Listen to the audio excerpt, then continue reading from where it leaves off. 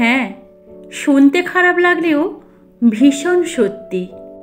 আমি নিজের জীবন দিয়ে দেখেছি, সেই অভিজ্ঞতা থেকে বলছি। অত্যন্ত নরম ভালো মানুষ গোছের গোবেচেরা মানুষ দেখলেই লোকে লম্বা একটা বাঁশ নিয়ে অপেক্ষা করে। এছাড়া আপনার পোলাইটনেস বা হাম্বেল গোছের স্বভাবকে মানুষ দুর্বলতা ভেবে নেয়, আপনার ঘাড়ের উপর চাপতে চায়। কি অদ্ভুত একটা বিষয়! ভালো মানুষ দেখলেই লোকের কেমন একটা পিছনে লাগবো প্রবণতা দেখা যায়। শুধু তাই নয়, আপনার বিন্দুমাত্র দাম থাকে না, লোকে সস্তার মনে করতে থাকে। তাই ভালো থাকতে অবশ্যই সামান্য ঔদ্ধত্য দেখানো ভীষণ প্রয়োজন। যেমন, যেটা পছন্দ নয় সেটা কোনোভাবেই মেনে নেবেন না, মুখের ওপরে বলে দিন। মেনে নিয়ে মুখ বুজে থাকলে কিন্তু আপনার ডিপ্রেশন বাড়বে আর অন্য লোক আরও চাপ সৃষ্টি করতে থাকবে।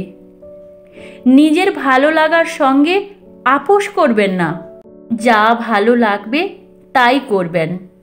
কেউ কিছু বলতে এলে সপাটে জবাব দিতে শিখুন। কারোর কোনো বিষয়ে বেশি মাথা ঘামাবেন না, আর কাউকে আপনার বিষয়ে বেশি মাথা ঘামাতে দেবেন না। তার সঙ্গে সুন্দর করে কথা বলুন, যে আপনার সঙ্গেও সুন্দর করে কথা বলবে। সকলের সঙ্গে মিলেমিশে থাকার কোনো প্রয়োজন নেই, এই যুগে সেটা সম্ভব নয়। বরং ব্যক্তিগতভাবে সকলের সঙ্গে একটা ঠিকঠাক ব্যবহার রাখুন।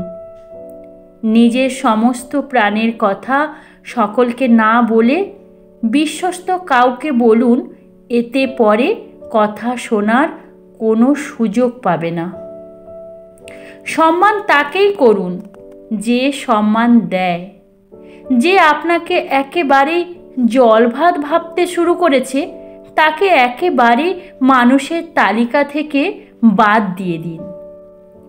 ভুলকে ভুল আর ঠিককে ঠিক বলতে শিখুন এবং চোখে আঙুল দিয়ে তা তুলে ধরুন, তাতে যতই সমস্যা আসুক না কেন। নিজের চাওয়া পাওয়ার ব্যাপারে মুখ খুলুন, সেটা স্যালারি হোক বা পছন্দের পোশাক। জীবন আপনার, ভালো লাগাটা কারোর জন্য বাদ দেবেন না। সবশেষে একটাই কথা বলবো, সব মিলিয়ে শান্তিতে থাকুন। যে বা যারা শান্তি নষ্ট করবে, জাস্ট জীবন থেকে ডিলিট করে দিন, দেখবেন ভালো থাকবেন। ধন্যবাদ। কলমে অনুলেখা, পাঠে আমি সৌমিতা।